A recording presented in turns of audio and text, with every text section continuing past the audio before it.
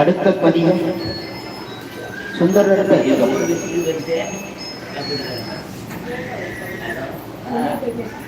இந்த தேவாரத்தை எல்லாம் பாடினா புண்ணியம். அப்படி பாட முடியல அப்படின்னு சொன்ன காதால கேட்டா புண்ணியம். ஆனா இன்னைக்கு தேவாரம் யாராவது எங்கேயாவது பாடினா இன்னைக்கு இருக்கிற மக்கள் யாரும் அந்த பக்கம் திரும்பி கூட பார்க்கறது இல்லை. மழைக்கு கூட ஒதுங்குவாங்க. ஆனா தேவாரம் பாடுற இடத்துல நிச்சயமா ஒதுங்க மாட்டாங்க.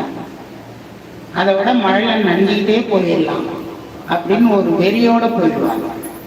ஏன்னா இந்த தேவாரம் அப்படி அருளை வாரி வாரி கொடுக்கக்கூடிய ஒரு தேவாரம். எப்பயுமே நாம ஒரு பொருளை அடையணும்னு வேக வேகமா போவோம். ஆனா இறைவன் அந்த பொருளை நமக்கு அடைய விட மாட்டார். நமக்குன்னு ஒரு பொருளை வச்சிருப்ப, அந்த பொருளை நமக்கு தெரியாமையே கொடுப்ப. அப்படி தெரியாம கொடுக்கறது தான் இந்த தேவாரம்.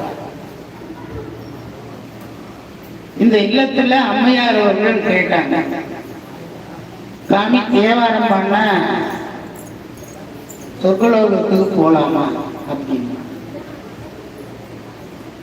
ஆனா எல்லா பாடல்களையும் சொல்றாங்க, இறைவனை வழிபட்டா இந்த லோகம் போலாம் அந்த லோகம் போலாம், எல்லா லோகத்திலையும் நாம ஜாலியா நிம்மதியா இன்பமா இருக்கலாம் அப்படின்னு தான் சொல்றாங்க. ஆனா சாமி என்ன செய்யறாரு, அதெல்லாம் கொஞ்ச நாள் உங்களுக்கு அனுபவிச்சுட்டு மீண்டும் ஒரு துன்பத்தை கொடுக்கும். ஆனா இந்த தேவாரம் என்னைக்குமே உங்களுக்கு இன்பத்தை கொடுக்கும் அப்படின்னு தான் இந்த தேவாரங்களை எல்லாம் நமக்கு கொடுத்திருக்கிறார். இப்படிப்பட்ட தேவாரத்தை இந்த இல்லத்துல நாம பாடுகின்ற போது இந்த இல்லத்திலே இருக்கக்கூடிய அத்தனை எதிர்மறை சக்திகள்,